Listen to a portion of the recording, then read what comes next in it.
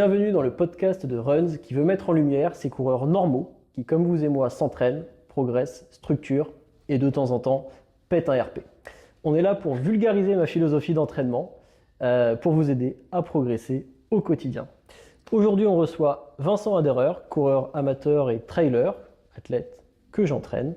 Et au cours de ce podcast, nous allons aborder les thèmes suivants. Donc dans une première partie, ton rapport plus global à la course à pied, à ta pratique de la course à pied, en l'occurrence du trail également. Et dans un second temps, plus précisément, ta pratique du trail et ton rapport à l'entraînement vraiment plus centré. Si je devais me présenter pour reposer un tout petit peu le contexte, donc moi c'est Kevin Bertrand, en l'occurrence entraîneur pour ma plateforme d'entraînement course à pied Runs, donc aussi bien en route que trail. Aujourd'hui, donc, comme je viens de l'expliquer, on reçoit Vincent Aderer, athlète que j'entraîne. Et donc on est parti tranquillement pour cette discussion qui va nous permettre d'aborder pas mal de thèmes sur la course à pied. Très bien. On est bon? Je te laisse te présenter. Ouais. Vincent, j'ai 51 ans, je suis papa de 2 enfants, je vis à la Selle-les-Bordes depuis une vingtaine d'années maintenant. J'ai beaucoup vécu sur Reims et sur Paris avant.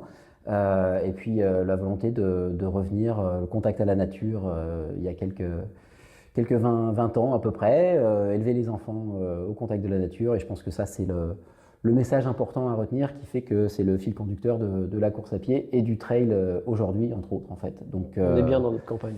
On est bien ici et on est bien à courir ici en tout cas. Donc voilà pour une présentation très succincte. On est d'accord, je dis ça parce qu'on habite juste à côté. Donc en effet, on est bien ici. Je suis d'accord avec toi. Très bien, merci. Qu'est-ce que tu as fait avant de courir? Parce que si je dis pas de bêtises, ça fait 4 ans que tu cours. C'est relativement récent. C'est relativement récent, effectivement. Qu'est-ce que j'ai fait avant? J'ai fait beaucoup de foot avant. Et j'ai pris beaucoup de plaisir à faire du foot. J'avais des potes qui m'incitaient à faire autre chose, du vélo, de la course à pied dans le coin parce que c'était un superbe endroit pour pouvoir faire ça. Mais voilà, j'aimais l'ambiance, j'aimais le côté club, le côté sportif collectif. Et puis voilà, j'ai fini par me lasser, notamment des ambiances, non pas au sein du club, mais des ambiances du dimanche matin sur le terrain. Voilà, pas grand chose à prouver d'un point de vue sportif quand on a presque 45 ans, voire plus de 45 ans au foot. Et puis on joue en 10e division, voilà, c'est ça, mais les mecs s'embrouillent tous les week-ends. Ouais. Voilà, se faire insulter sur le bord du terrain ou sur le terrain le dimanche matin, c'est pas pour ça que je me lève. Et voilà, ce qui amène progressivement à la course à pied et à une autre forme de recherche de plaisir sportif. D'accord, ok, très bien. Du coup, tu as démarré la course à pied route. Ouais. Qu'est-ce que tu espérais trouver quand tu as démarré et qu'est-ce que tu as finalement trouvé? Alors, en fait, j'ai démarré la course à pied. Je dirais pas que j'ai démarré la course à pied route. Courir. Voilà, j'ai démarré la course à pied en me disant, voilà, je suis là, une petite période professionnelle un peu compliquée, envie de sortir, de prendre les baskets pour prendre l'air et vider la tête. Et donc, j'ai commencé à courir. Et puis, en commençant à courir, je me suis dit, on va se fixer quelques objectifs, puisque ça aide à sortir aussi, en fait. Ça t'a amené une régularité aussi dans l'entraînement. Voilà. Et donc, j'ai commencé à m'inscrire sur une première course, la course des 4 châteaux, à côté, là, à Chevreuse. Puis vient vite l'idée de se dire, on approche de la cinquantaine, donc on va se fixer un vrai défi, un vrai objectif marathon, un truc qui, j'ai l'impression que c'est un peu classique, quoi, la cinquantaine, le marathon. Et voilà, c'est ce qui s'est passé. Mais au départ, c'est vraiment l'idée d'aller courir, se vider la tête. Ouais. Vient vite ce sujet du défi, et pas trop de notion entre le plaisir du trail ou le plaisir de la course à pied. Je pense que ça se définit après. La preuve, de toute façon, tu dis ton premier dossard, la course des 4 châteaux, c'est un trail. c'est un trail réalisé difficilement. A posteriori, je me dis que c'était 18 bornes et je me suis dit que ça en faisait 50 en fait, quoi.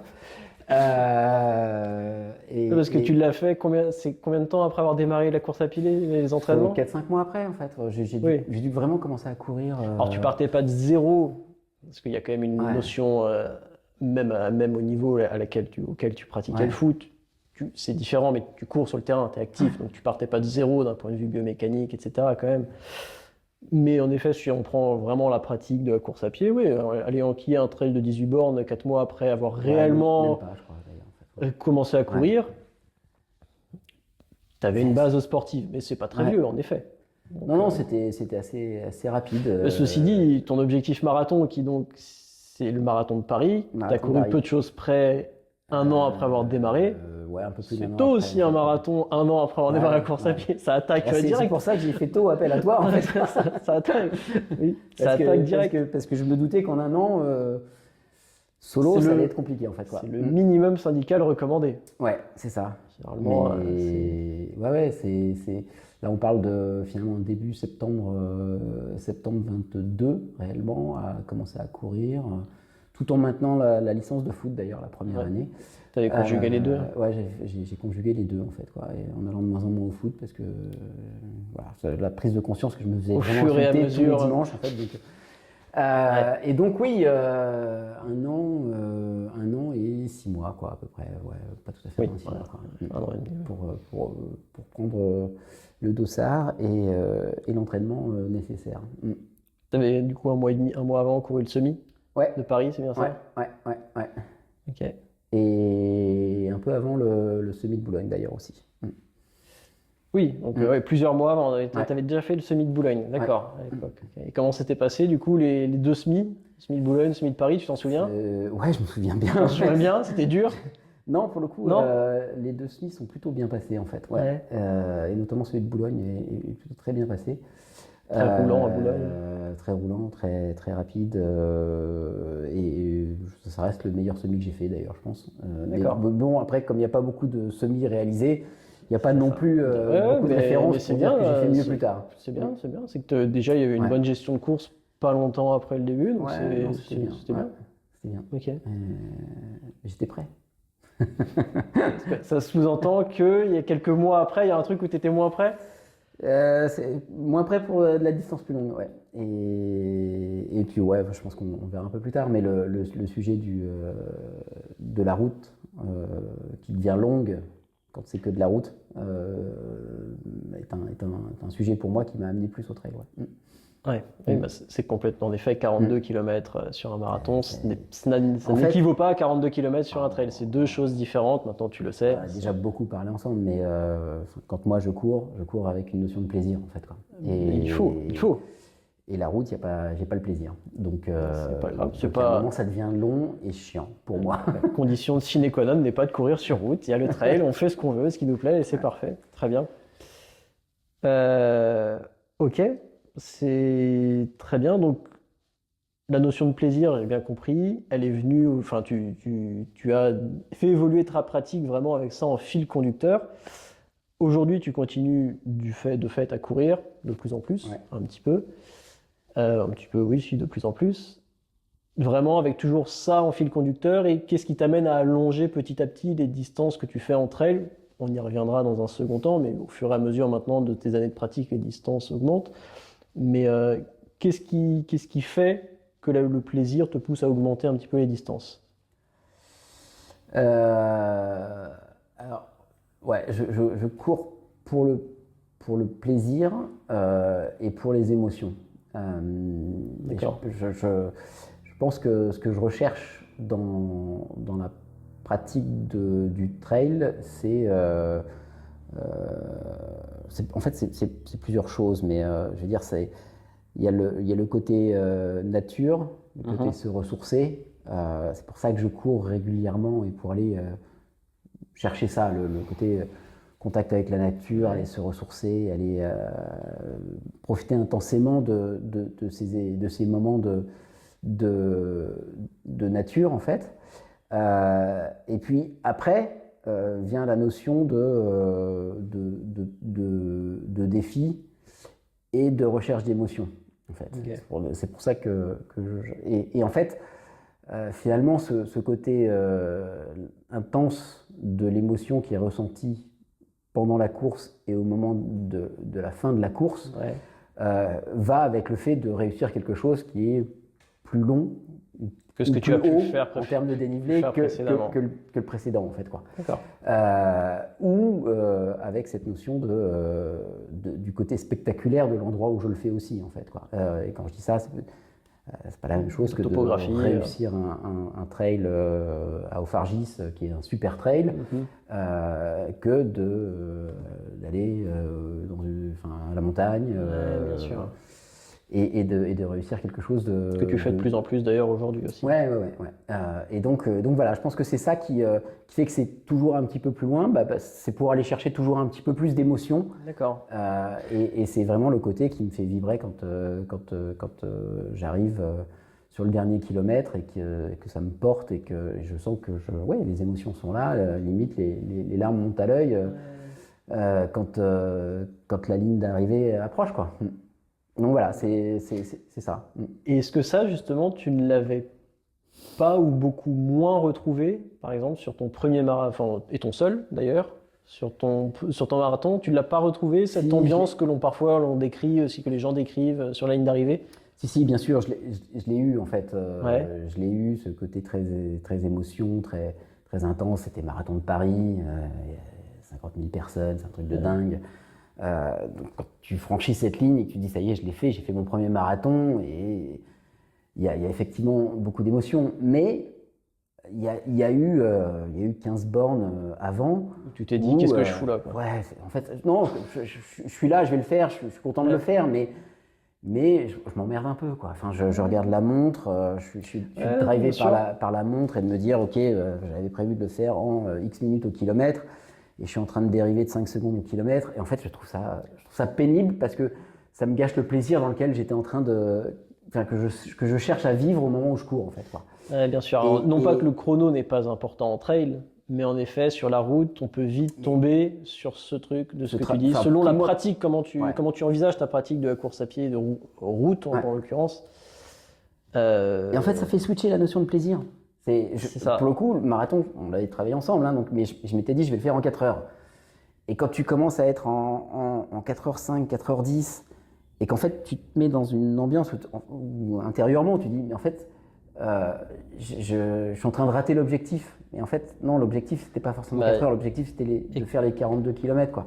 Et quand je dis ça, je dis pas qu'il y a quelque chose qui est mieux ou moins bien, mais c'est vrai que tu prends sur la ligne d'arrivée d'un marathon, tu vas voir les personnes qui arrivent entre 2h59 00 et 2h59 59.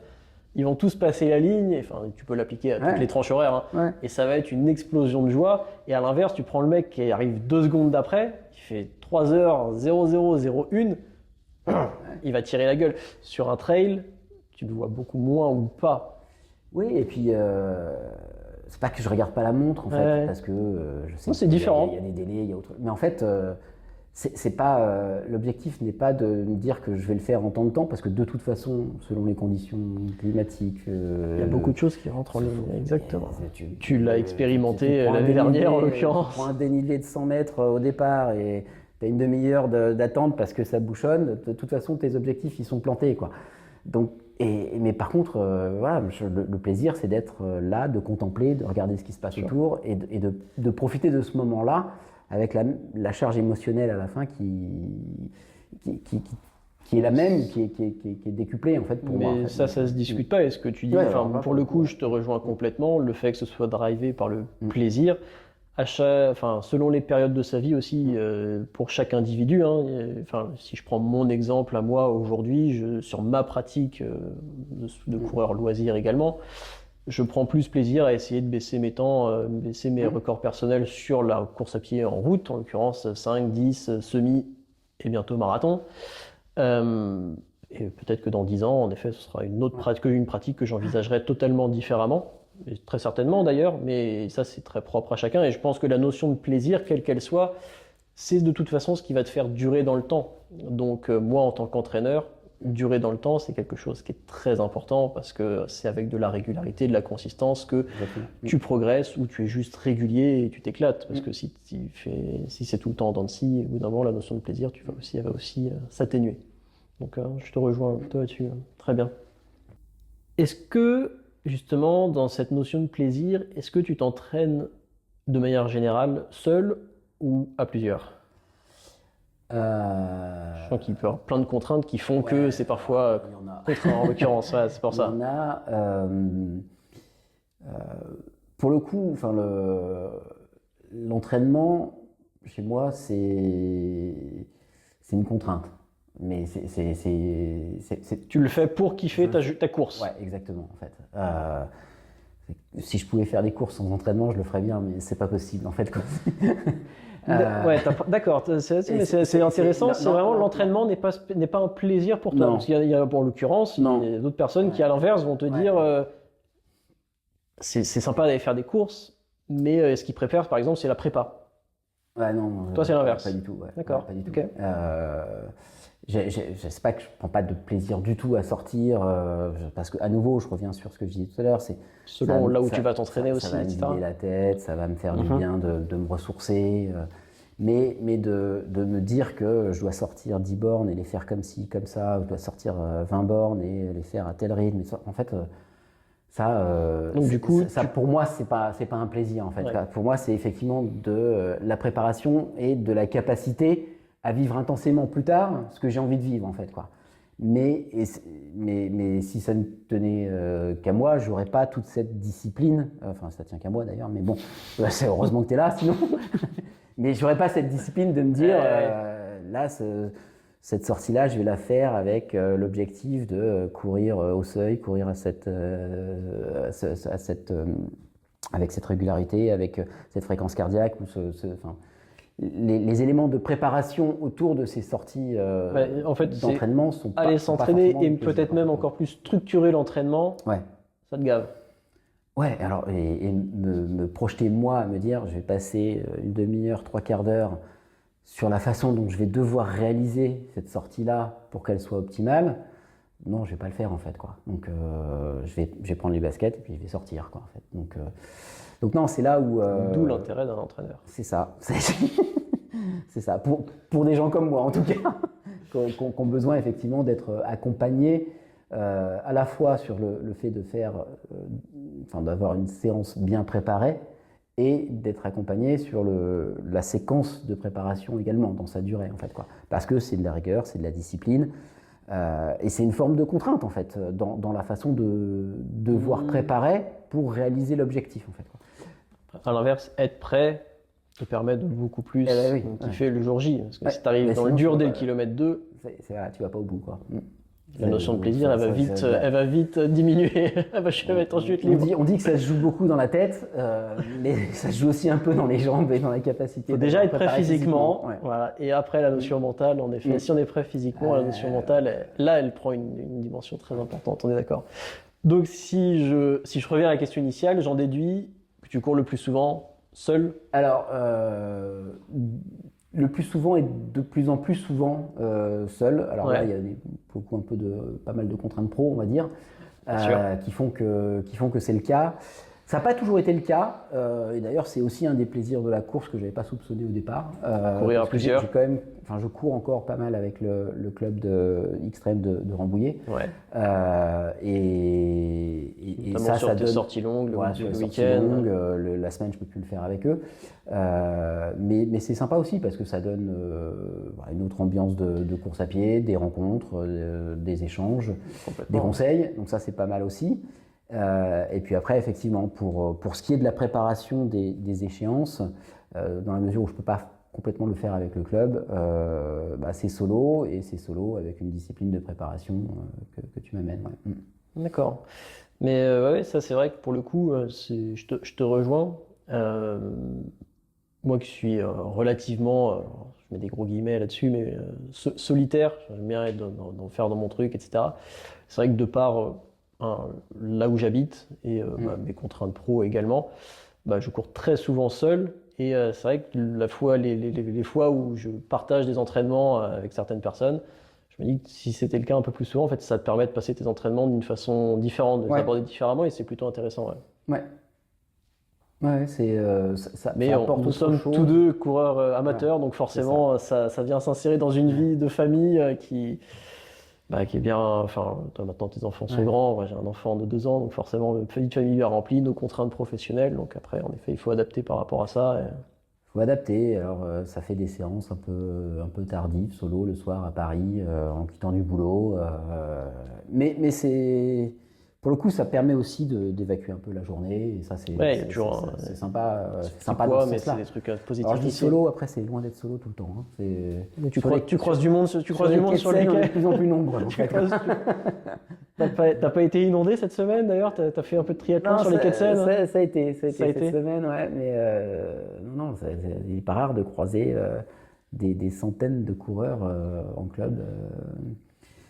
Et non, cette pratique a évolué, même si ça fait pas si longtemps que ça que j'en fais. En Il y a eu 4 un ans, boom, je ouais. vois la différence. Tout le sur monde les l'a quais de remarqué, Seine. tout Ouais. le monde court. Un truc Ce de qui en dingue. soi, C'est ça de peut dingue. t'apporter plein de trucs, que ce soit les courses de route ou même trail. On voit avec les dossards qui s'envolent maintenant en tout à fait. quelques heures, c'est de la folie. Après, à l'échelle de la société, c'est pas plus mal. Les gens se mettent au sport, donc C'est de ça. ce point de vue-là, c'est C'est plutôt ça. bien. Et si je reviens, du coup, par rapport à tout ça, comment la pratique, elle vient, tu parlais de contraintes, etc., elle s'intègre dans ton quotidien? L'idée, c'est d'essayer de placer 3 séances par semaine. Mhm.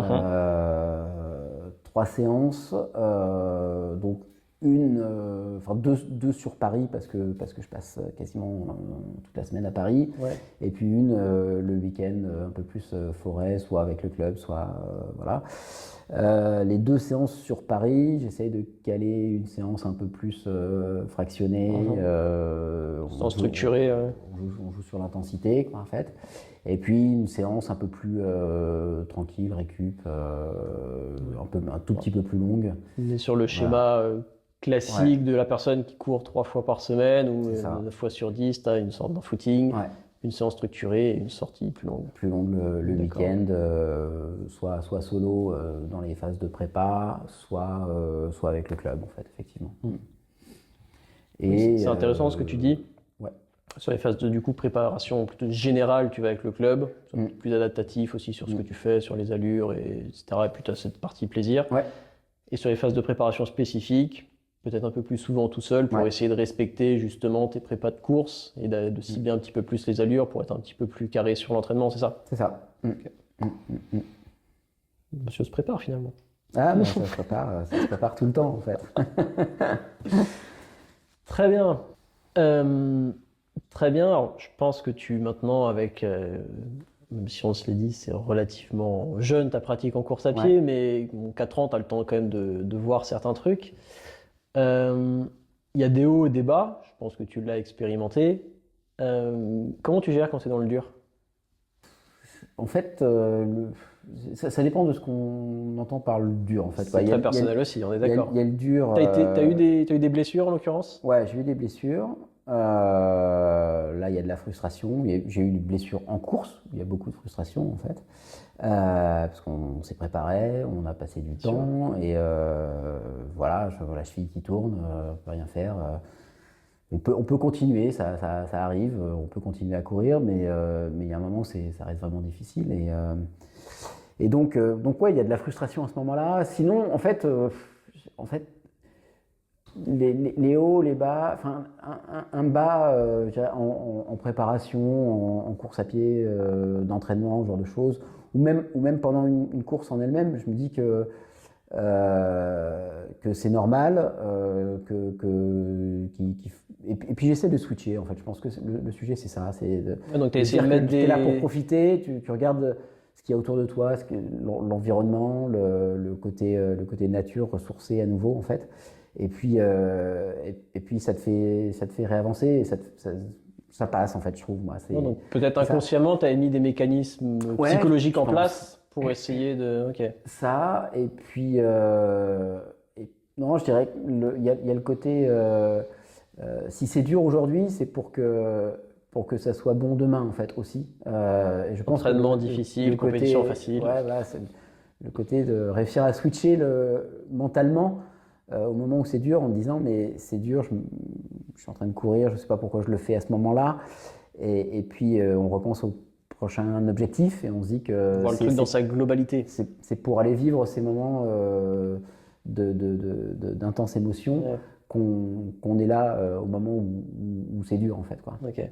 Donc je pense non, c'est cette capacité quand c'est dur à switcher et à transformer le moment présent en capacité de projection sur le moment à vivre demain en fait. Ouais. D'accord, ouais. Très bien. Ouais. Non, je te laisse méditer là-dessus. Ouais, non, on fera un deuxième podcast. C'est intéressant. Non, mais c'est intéressant sur comment tu gères. Là, en l'occurrence, c'était bas vraiment plus sur les parties d'entraînement où tu es plus dans le dur ou sur aussi ou en compétition. Et en effet, il y a différentes parties. Tu parlais aussi, donc tu as eu des blessures. Ouais. Et là, ça se gère pas. C'est pas quelque chose que tu gères en 30 secondes ou en 10 minutes. Là, comment tu gères cette frustration-là qui est potentiellement plus longue? Qu'est-ce que tu as eu d'ailleurs comme blessure? Tu as pas mal tourné la cheville? La cheville, ouais, la cheville qui tourne régulièrement. Blessure, alors pas en course ou en entraînement, mais pour le coup au ski, au genou. Et là, on pense à plusieurs choses. On prend les bouquins sur les prochaines courses et on se dit, ok, c'est quoi les prochains objectifs pour essayer de se reprojeter tout de suite sur autre chose. Et puis on essaie de faire en sorte de guérir rapidement en étant discipliné, ce qui n'a pas toujours été mon cas avant d'ailleurs, notamment quand je faisais la pratique du foot. Mais pour se remettre relativement rapidement, ce qui a souvent été le cas quand même pour moi, c'est des blessures qui auraient pu durer 3, 4, 6 mois avant de pouvoir refaire quoi que ce soit, et notamment l'entorse du genou, qui finalement en 1 mois et demi passe parce que il y a une préparation physique avant qui permet au corps de se réhabituer ou de revenir rapidement en fait, et puis une discipline de suivi a posteriori chez le kiné, chez l'ostéo, pour revenir rapidement et être tout de suite dans la capacité à se reprojeter sur les défis qu'on avait prévus en fait. Ouais. Donc si je reprends la liste un petit peu plus classique, tout ce qui va être périostite, TFL, etc., ça par contre tu n'as jamais expérimenté encore? Non. Encore, je te remercie. J'espère pas. Je ne te le souhaite pas. Avec un entraînement intelligent, normalement, on limite vraiment. Ouais. Ça, je pense que c'est vraiment ta pratique, enfin ton passé sportif avant de démarrer la course à pied joue vraiment ta faveur par rapport à ça, je pense. Ouais, il n'y a pas eu trop de coupures. En fait. C'est le plus important. C'est ça, ouais. C'est le plus important. Le but, c'est justement, si tu prends l'image d'une balle, c'est qu'elle continue de rouler le plus souvent possible, parce que quand tu l'arrêtes, en effet, il y a un creux, donc c'est d'essayer de limiter les temps très faibles. Après, il y a forcément des hauts et des bas, bien évidemment, mais bon, il faut solidifier un peu cette cheville. J'étais pas convaincu de ma capacité à revenir aussi vite après la cheville, après le genou. Et c'est là où on sent que ce que j'aime pas tant, c'est-à-dire la prépa, le travail de fond en fait sur le corps aide aussi dans ces cas-là en fait, quoi. Pour gérer les bas, il faut être préparé en amont en fait. C'est ce que le haut niveau nous apprend. Après, on vient chercher dans tous les domaines qui sont possibles. On va chercher, on va s'intéresser à ce qui se passe au très haut niveau. On le voit, pourquoi les sportifs de haut niveau reviennent beaucoup plus vite qu'un humain lambda de telle ou telle blessure. Bien évidemment, parce qu'ils sont suivis H24 pour et que c'est leur métier, mais aussi parce que leur corps est bien plus préparé et donc plus à même de se réparer rapidement. Donc après, c'est une suite logique. Mais ok, très intéressant. Donc, c'est pour ça que dans un premier temps, tu m'as contacté, à l'époque on a commencé à travailler ensemble, sur uniquement la partie prépa physique. Petit contexte, je suis entraîneur en course à pied, du coup, pour ma plateforme d'entraînement Runs, mais depuis bien plus longtemps, et que je continue d'ailleurs, je suis en l'occurrence entraîneur en préparation physique, et donc c'est comme ça que j'ai connu Vincent dans un premier temps.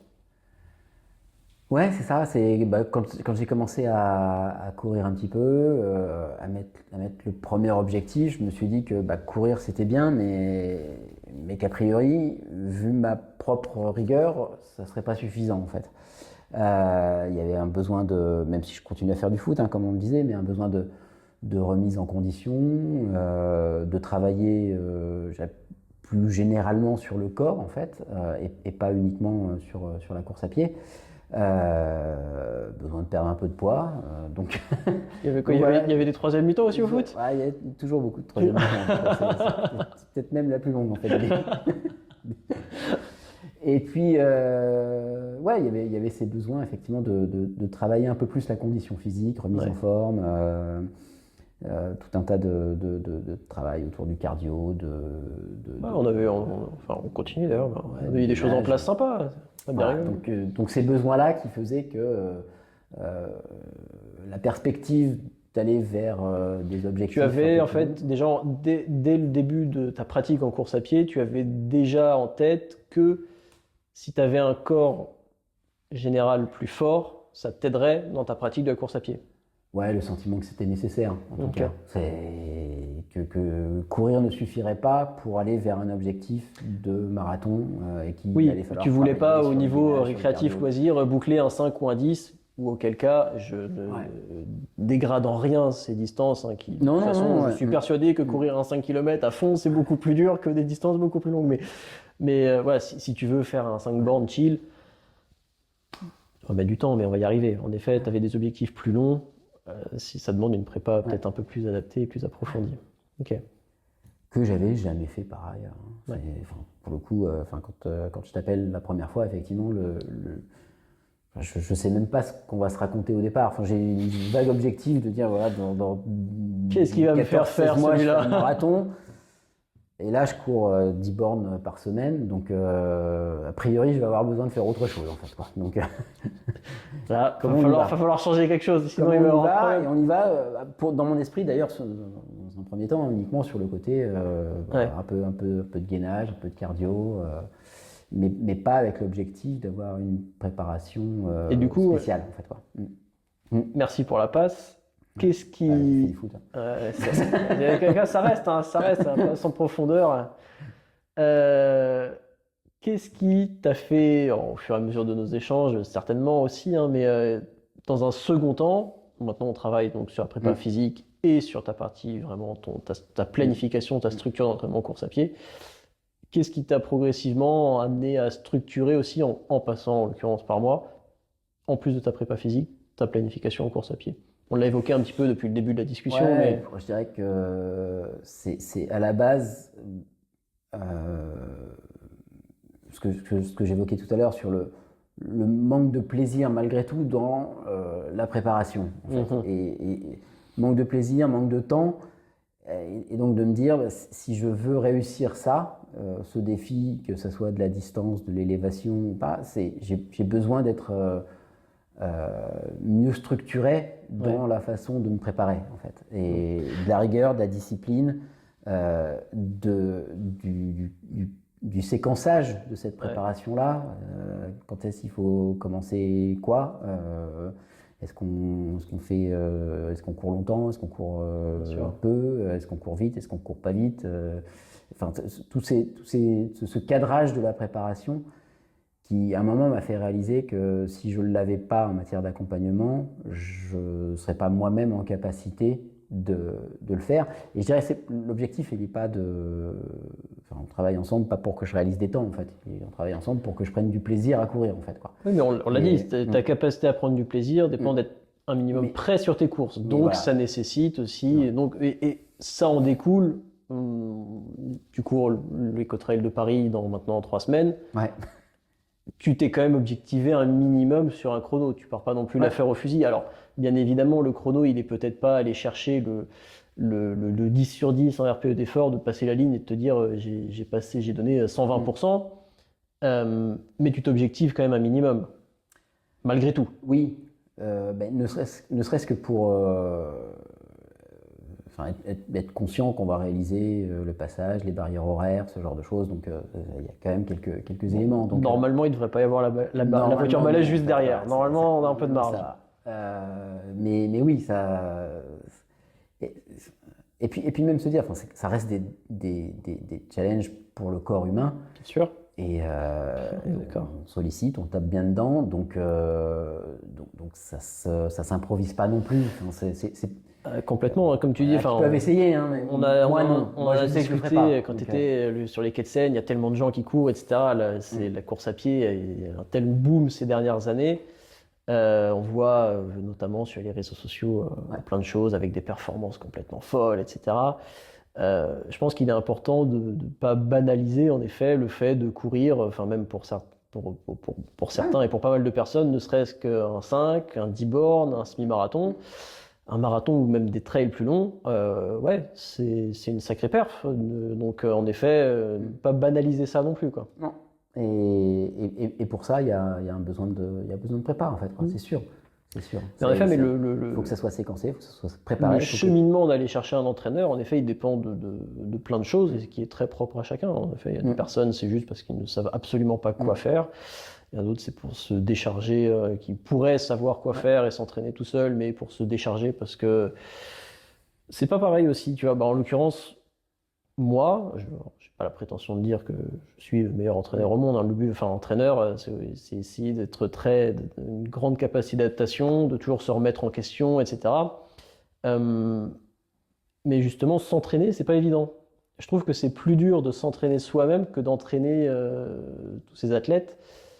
Parce que enfin, en l'occurrence, moi, tu vas avoir tendance à peut-être te poser plus de questions, te dire ouais mais là je m'en mets trop, ou alors à l'inverse je m'en mets vraiment pas assez.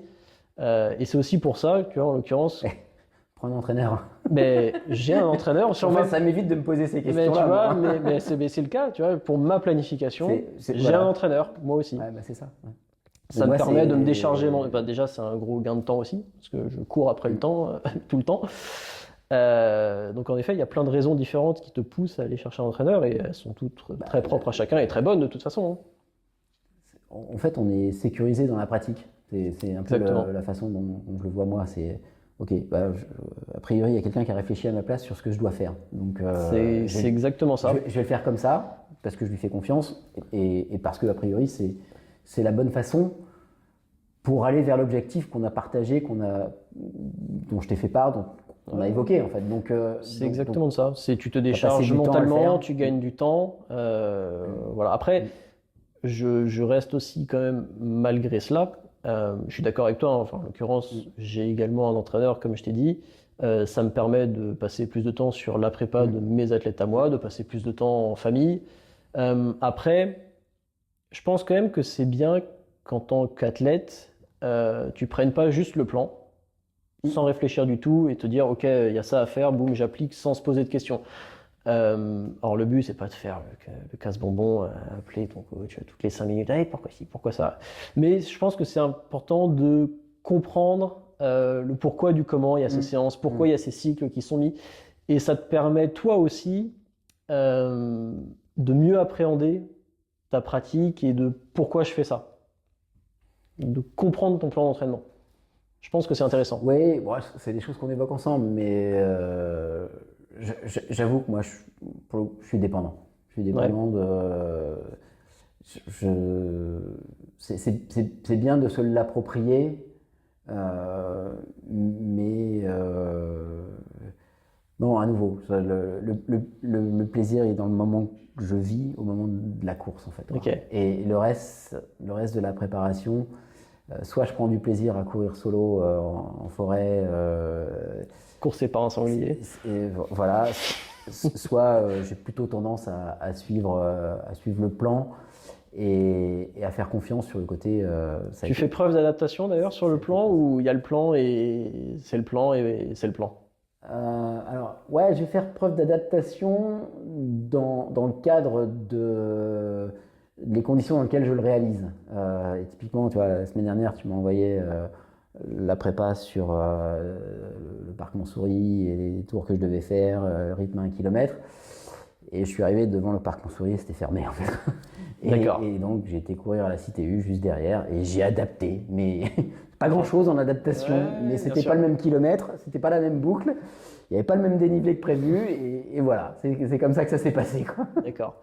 C'était, ouais, ok, je vois. Après, c'était plus dans le sens, je dis n'importe quoi, on est au milieu d'une phase de prépa pour un trail relativement long. Tu as une sortie longue avec quelques blocs actifs d'une trentaine de bornes à faire. Ça fait 3 jours que tu as moins bien dormi, tu es fatigué. Tu vas te dire, ouais, non, c'est une séance clé. Faut que je la passe coûte que coûte, j'y vais. Ou dans ces cas-là, j'adapte un peu le truc. Ou tu vois, c'était aussi dans ce sens-là. Comment tu réagis dans ces cas-là? T'es face à une séance clé, tu sais, on s'est dit qu'elle est importante.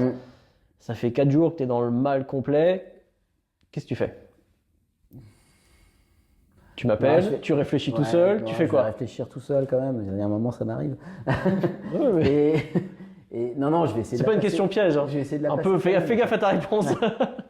Non, elle va passer quand même en fait, quoi. Je pense que le sujet c'est de dire, bah, si c'était prévu, c'était au programme.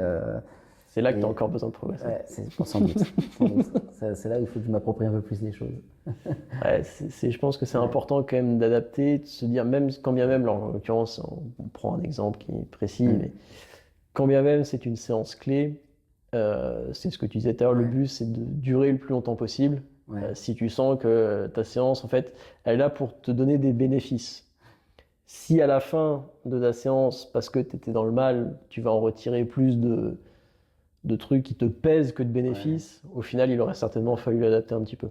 C'est pour ça, c'est l'avantage au final d'avoir, donc tu aurais peut-être dû m'appeler, c'est l'avantage d'avoir un entraîneur aussi personnalisé qui va différer par exemple des applis qui sont très bien pour un public qui recherche ça, justement, le besoin d'être plus autonome et peut-être qui sont plus à même de s'adapter tout seul. Mais d'avoir un entraîneur personnel peut aussi peut-être t'aider dans ces cas-là pour adapter un truc. Vaut mieux des fois ralentir à l'échelle de 3-4 jours pour pouvoir continuer après plutôt que de s'entêter et de te dire que ta séance en fait elle t'a fracassé pour 4 jours et après tu prends 4 jours off.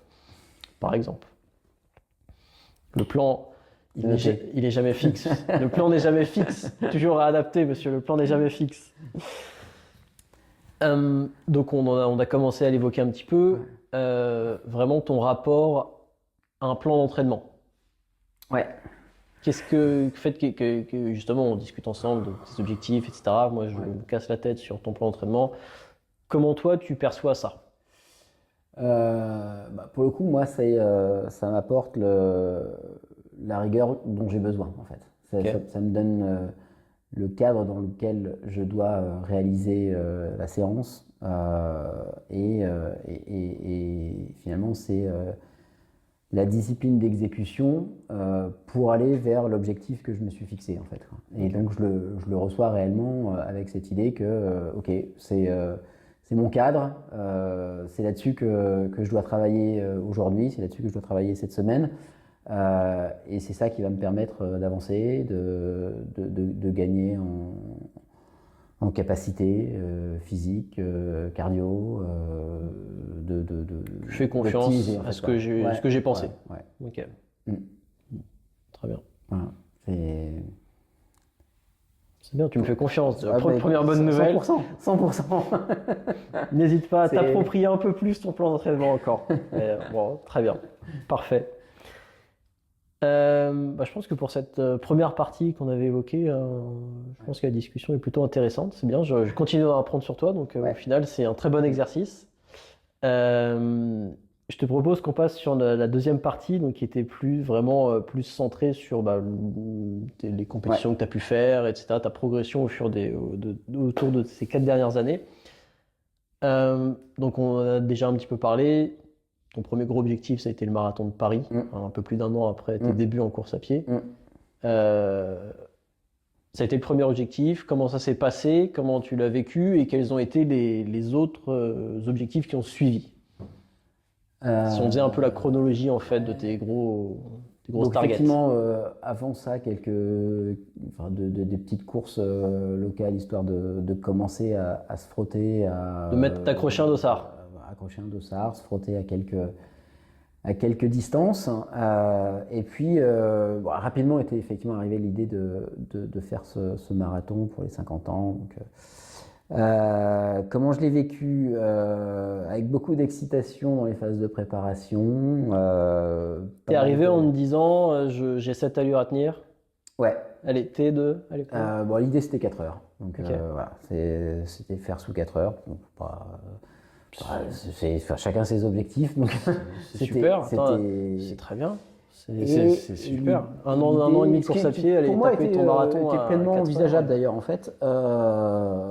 Vu les 2 semis qui étaient passés avant, c'était clairement envisageable. Après, effectivement. Tu te souviens des chronos sur tes semis? À peu près, non? Une 39 à Boulogne et une 45 à Paris, je crois en fait.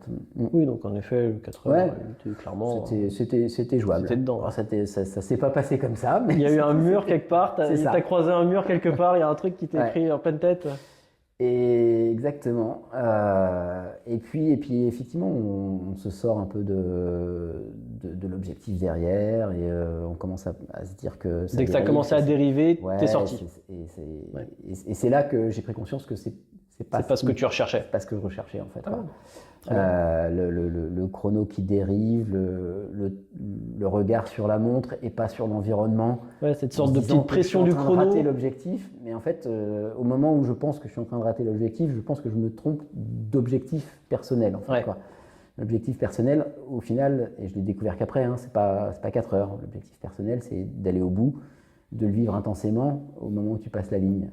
Et à nouveau, ça, c'est très très personnel. C'est très personnel, c'est ça. Qui pour le coup, leurs objectifs, c'est la performance. Mon objectif, c'est le plaisir et c'est l'émotion, en fait. Ouais, donc, complètement. Après, l'un n'empêche pas l'autre, mais comme tu dis, c'est très personnel. Regarde, enfin, moi, les dernières, si je prends sur un 5 bornes, j'ai fait mon record en 16,58.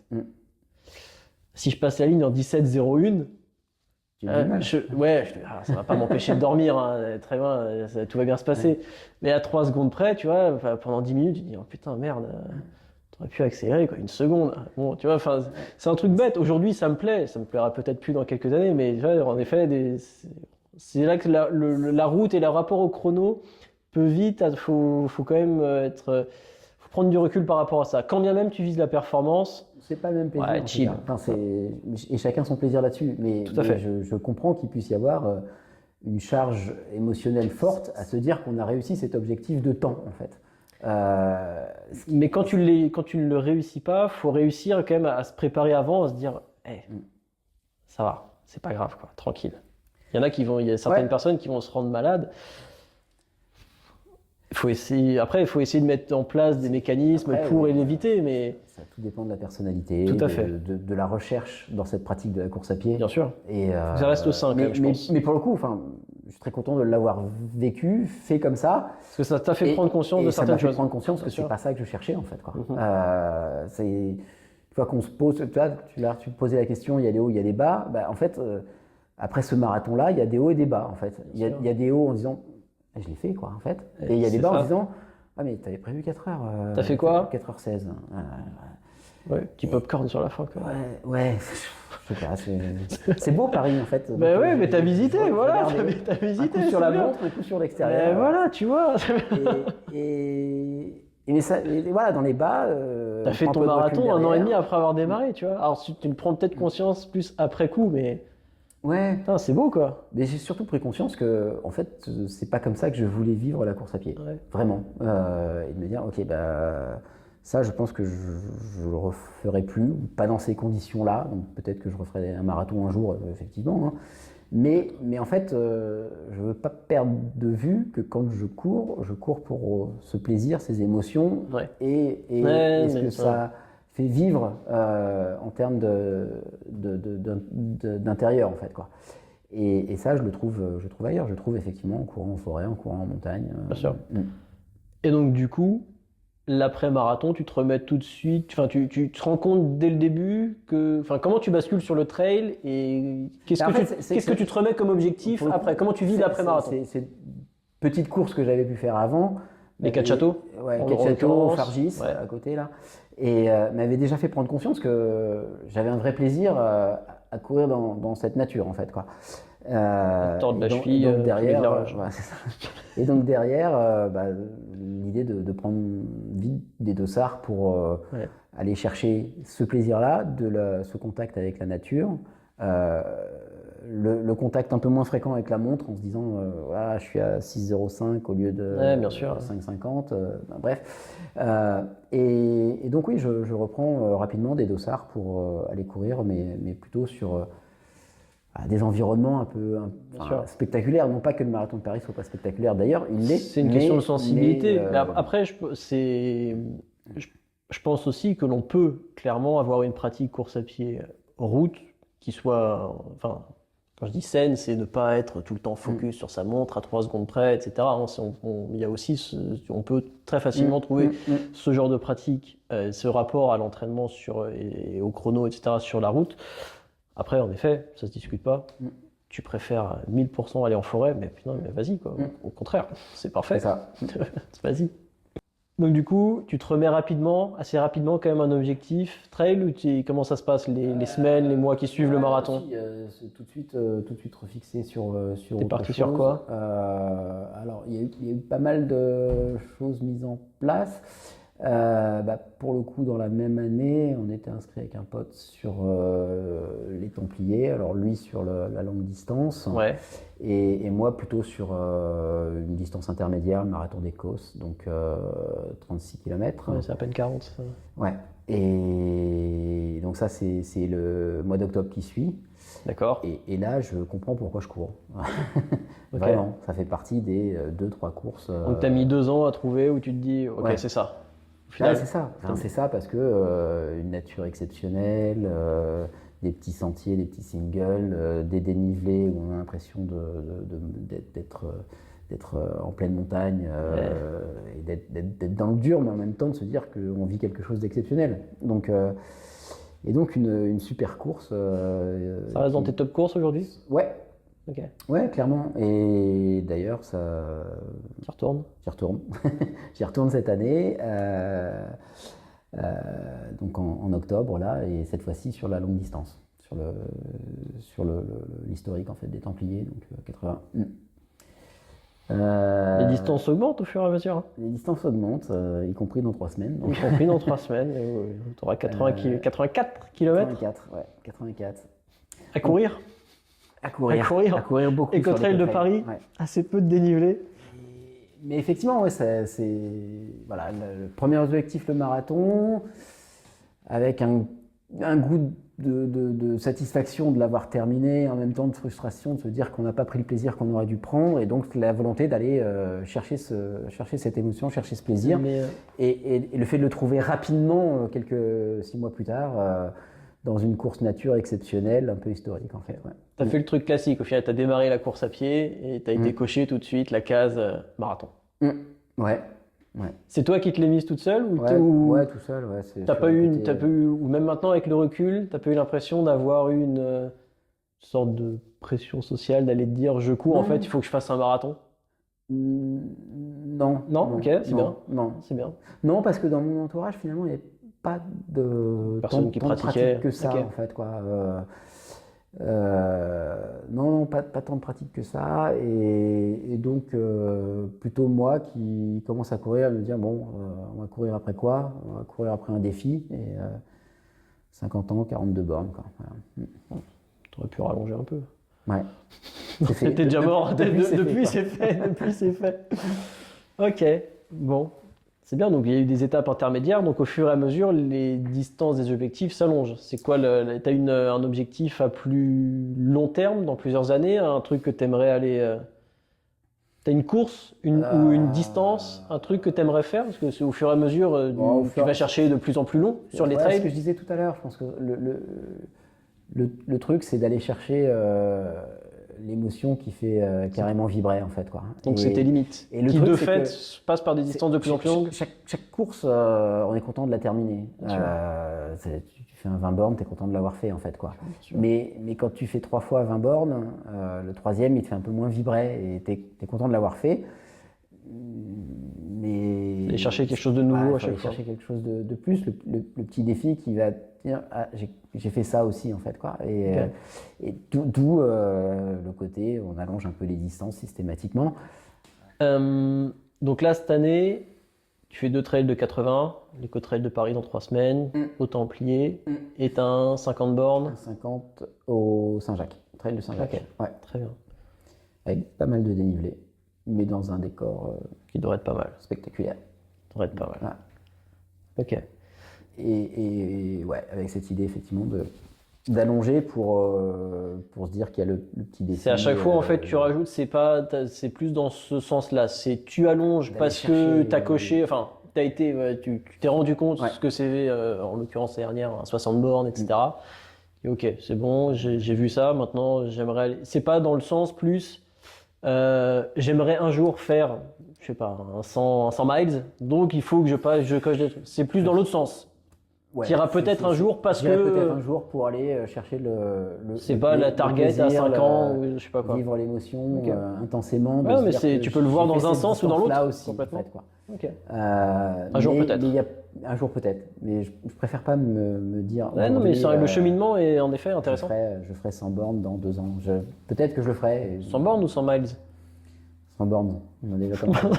dans cet ordre-là, dans un premier temps. Ok, très bien.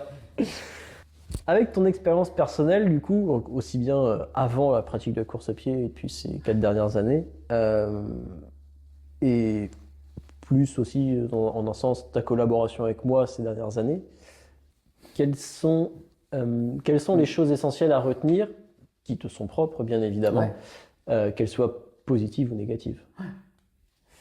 Garder du plaisir en fait. Ça c'est important.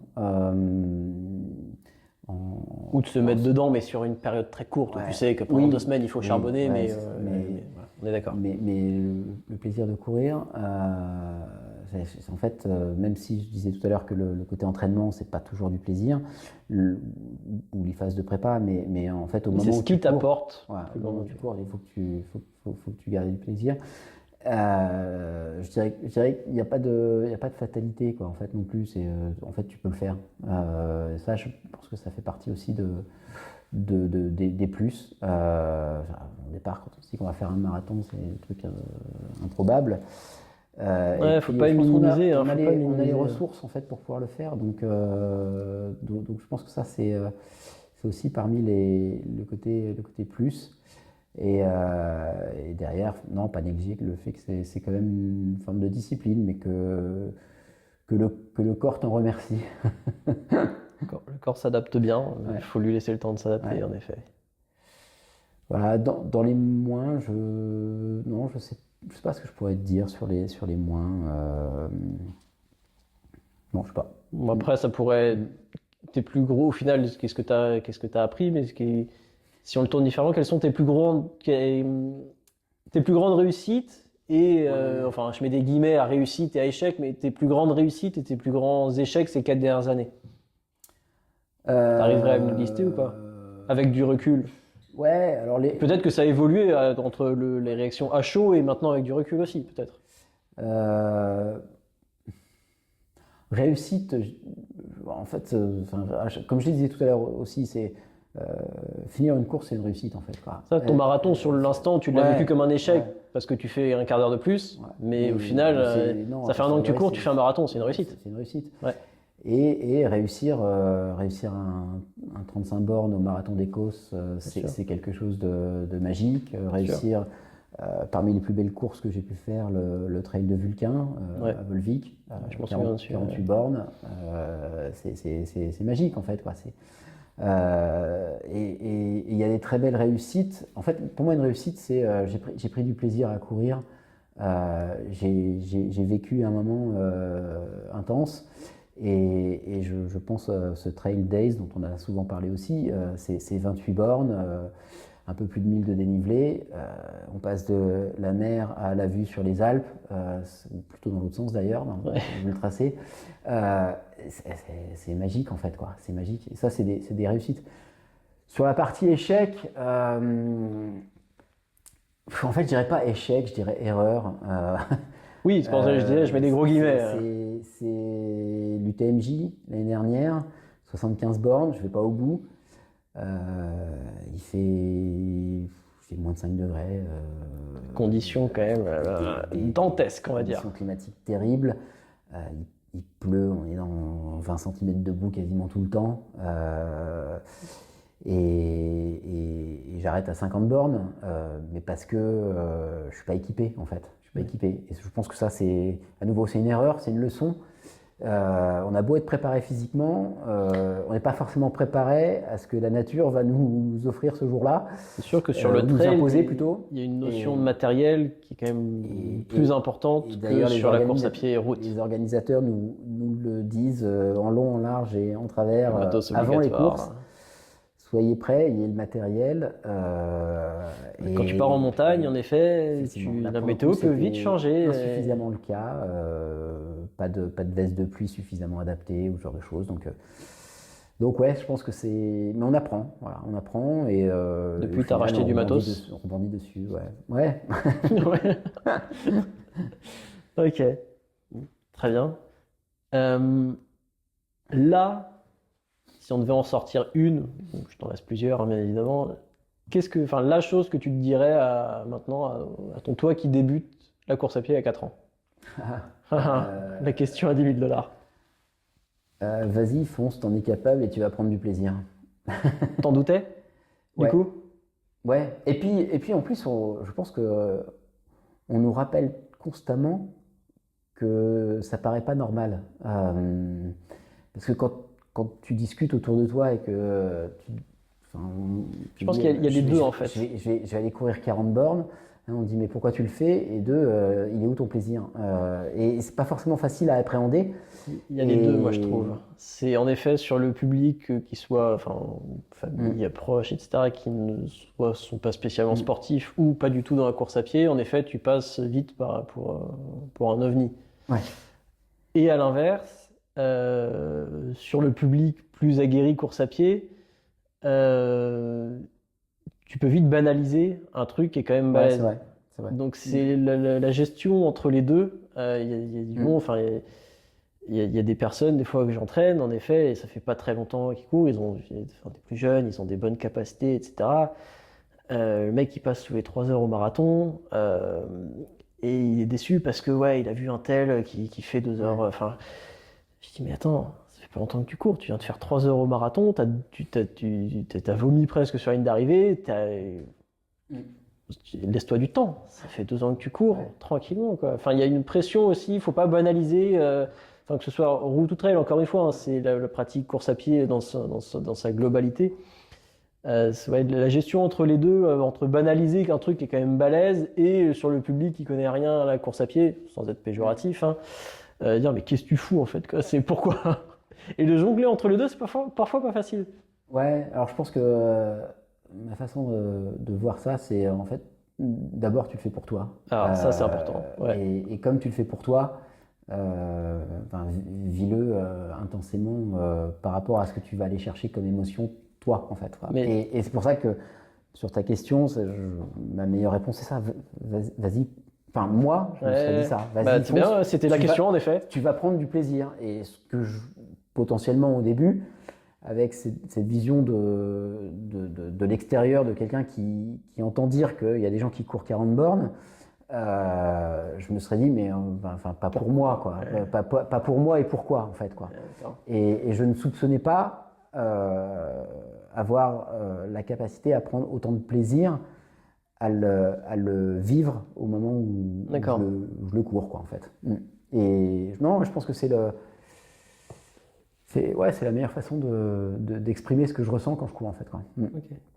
Je voulais juste rebondir aussi de ce que tu disais, que la motivation elle vienne soit pour toi. J'ai eu plusieurs exemples, que ce soit au route ou trail, encore une fois, de toute façon, ça s'insère dans une même pratique, qui est de courir, on est bien d'accord, même si ça a bien évidemment ses spécificités, mais l'exemple et ça a pu m'arriver aussi, de se dire, j'avais prévu de dire à ma femme ou je ne sais qui est avec moi le jour sur la compétition, je vais arriver à cette heure-là. Et au fur et à mesure, tu vois que ce jour-là, tu n'y es pas et que tu vas arriver 5 minutes ou 10 minutes ou une demi-heure après. Et en fait, tu te mets en mode panique parce que, oh putain, qu'est-ce qu'ils vont penser, machin, j'ai tout foiré, tatati, tatata. Alors que bon, au final, les personnes qui t'attendent sur le bord, ouais, vont peut-être se dire, ouais, tiens, il y avait qui arriverait à cette heure-là, il va être un peu déçu. Mais sinon, Ouais. c'est pas grave, elles s'en foutent, quoi. C'est toi qui te mets dans des états de panique tout seul pour pas grand-chose. Donc c'est important, en effet, de garder le truc pour soi, je pense. Ouais. À ce moment-là, je pense qu'effectivement, le Après, meilleur conseil, c'est il y a- de se... dans l'euphorie, dans l'effort, si tu peux facilement vriller, mais ouais, sur Pourquoi cet tu le exemple fais précis, les gens, enfin ta femme ou je sais pas quoi, Ouais. ils s'en foutent. Pourquoi quoi. tu le fais? Pas pour être vu, pas pour les autres. Non. Tu le fais pour toi, en fait. On est d'accord. Donc, On est d'accord. Bon, très bien. Question, attention. Ah, piège. Non, mais attention, t'es filmé. Qu'est-ce que je t'ai apporté sur ces dernières années, au final, sur la pratique, Ah oui, si, sur la prépa physique? Ah, tu la prends comme tu veux. Tu la prends comme tu veux. Pas de pression, mais quand même. Non. Autant sur la prépa physique que voilà, sur la planification course à pied, etc. Qu'est-ce que, avec le recul, tu penses que je t'ai apporté? Enfin, le fait Dans d'encadrer ta l'accompagnement, pratique, et en dans l'occurrence, c'est moi qui le l'accompagnement. fais. Qu'est-ce que ça t'a? Qu'est-ce que je t'ai apporté? Bon, je placerai la réponse ouais, sur 3 niveaux. Physiquement, la capacité à aller au bout. Mhm. C'est effectivement la capacité à être préparé physiquement et c'est critique. Ça passe par des petites séances spéciales, ça passe par de la préparation physique, mais sur le travail intégral du corps et pas forcément que sur la pratique de la course à pied, même si c'est nécessaire. C'est vrai en route et peut-être encore plus en trail. Ouais. Enfin, je pense, je suis me persuadé. rappelle de ces longues heures ici, y compris à faire du harlow. Petit exercice sur le haut du dos. Et on a fait des fentes bulgares, des squats, enfin, plein de travail. Mais en fait, on s'en rend compte au moment où on est dedans que le corps est capable d'accepter, d'encaisser ça, en fait. Donc je dirais que oui, il y a physiquement, il y a mentalement, l'apport aussi sur le côté à nouveau, enfin, discipline, cadre. Quand je mets ça sous la forme, c'est une approche mentalement parce que je pense que solo, je l'aurais pas fait en fait. Ouais. Et donc, t'apportes du cadre, de la discipline et donc une forme de préparation mentale. Oui, qui peuvent passer au cours de nos échanges aussi également. Ouais. Voilà, et puis de la complicité aussi, je pense, dans le côté. On met un peu comment je dirais, on fait retomber l'enjeu dans la discussion. Oui. Et ouais, je pense que c'est le côté. Il y a de l'échange, il y a de la complicité sur la préparation de l'objectif. Et donc, dans les échanges, il y a ce côté un peu plus jeu qu'enjeu, en fait. On va jouer sur la préparation physique, on va jouer sur la préparation mentale, on va jouer sur l'organisation de l'objectif. Et on fait passer un peu l'enjeu après, ce qui pour moi est important parce que, à nouveau, comme je disais, j'ai pris conscience que ce que je cherchais, c'était pas forcément la performance, c'était le plaisir en fait, l'émotion. Et donc, mais en découle, tu progresses malgré tout. Et donc pour moi, ça doit rester une forme de jeu. En fait, bien sûr. Et tu disais aussi, tu parlais de complicité. Enfin moi, je perçois aussi l'entraînement comme ça. Dans le sens où le but, c'est vraiment de faire un entraînement en privé, personnalisé, hein, c'est ce qu'on fait. Donc, en un sens, même dans une petite portion, tu me fais un peu rentrer dans ta vie, parce que si ce jour-là, t'es pas capable, cette semaine-là, t'es pas capable d'en mettre plus à l'entraînement, c'est parce que je sais qu'au boulot, il se passe ci ou ça, etc. Donc, en effet, je pense que la relation, moi je le perçois comme ça, c'est d'avoir une relation saine, où on est capable de se dire les choses aussi bien quand ça va bien que quand ça va moins bien, et je pense que ça avance comme ça et que ça permet de libérer pas mal de trucs. Ouais, c'est une relation de confiance, effectivement, parce que y a un partage sur l'événement et puis il y a un partage sur le quotidien. Le quotidien, c'est ça, bien préparation sûr. dure longtemps, donc il y a un partage sur le quotidien. Et un quotidien qui va jusqu'au jour de la course, parce que même si potentiellement tu n'es physiquement pas présent, on sait que tu es là, on sait que tu vas regarder le live track pour savoir où j'en suis. Bien sûr. Que potentiellement tu es même capable d'envoyer quelques messages pendant que je cours. C'est du vécu, c'est du vécu. Donc non, il y a tout ça aussi. Quand je dis complicité, c'est la complicité dans la préparation et dans l'accompagnement le jour de la sortie, enfin, le jour de la compète. Et puis même le jour d'après pour savoir comment on s'en remet en fait. Donc merci en tout cas pour ces moments de préparation et d'échange et de complicité derrière. Ouais. Écoute, mentalement ça prépare. Je rebondis sur ce que je disais tout à l'heure. Physiquement et mentalement ça compte en fait, quoi. Écoute, non, c'est un plaisir de pouvoir t'accompagner là-dessus. Et puis par procuration, de vivre aussi ce que tu vis. Parce que bon, enfin, tu aimes bien nous faire des petits reportages photos sur tes trails. Quand tu arrives au sommet, tu nous fais des petites photos. Pour ça que je mets longtemps en fait. Moi. Ouais, mais voilà, les 10 minutes qui te manquent à la fin. Les organisateurs peuvent prendre mes photos derrière et faire un reportage. Moi j'ai la preuve, c'est parce que j'ai les photos. Je sais, ouais, bon là, ok, d'accord, je retire 3 minutes au chrono. C'est bon, j'ai les trucs. Non, mais en effet, c'est.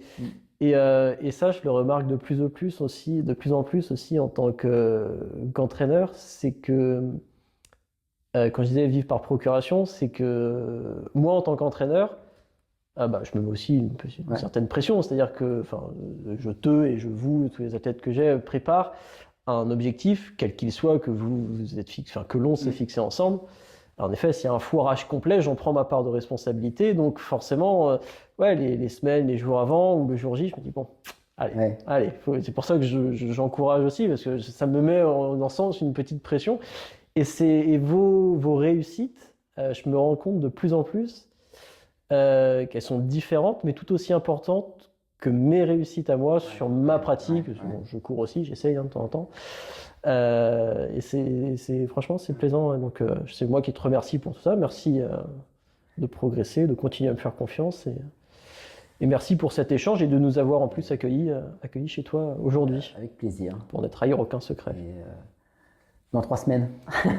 Il y a quelques kilomètres à courir pour quelques heures avant d'arriver sur la Tour Eiffel à la lueur de la frontale. Il y aura les photos. À n'en pas douter. Je te remercie Vincent, et pour conclure, abandonner c'est dur, faire un RP c'est dur, à toi de choisir ton dur. Ciao.